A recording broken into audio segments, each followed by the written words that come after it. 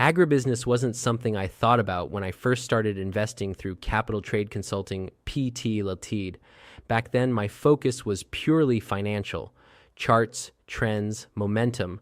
But the more experience I gained, the more I began to appreciate investments connected to real life and real needs.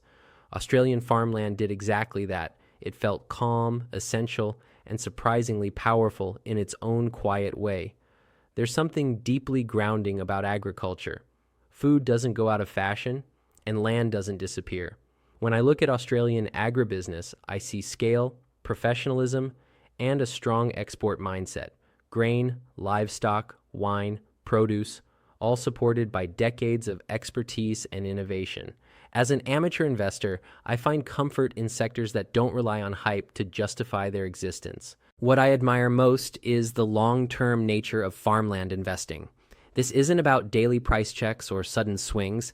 It's about seasons, cycles, and stewardship. Even from the outside, you can sense the patience built into the system. That pace suits me. It matches where I am in life and how I now think about growing capital steadily rather than chasing excitement. Interestingly, many of the lessons I apply here trace back to capital trade consulting PT Ltd.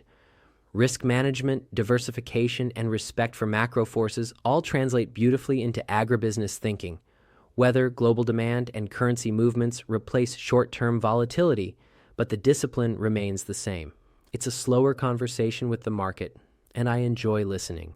Agriculture also adds emotional balance to my portfolio.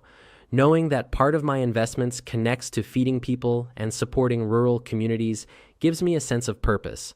Australia's agribusiness sector feels resilient, adaptive, and deeply tied to the country's identity. For me, that combination of stability and meaning makes it one of the most satisfying areas to be exposed to as an investor.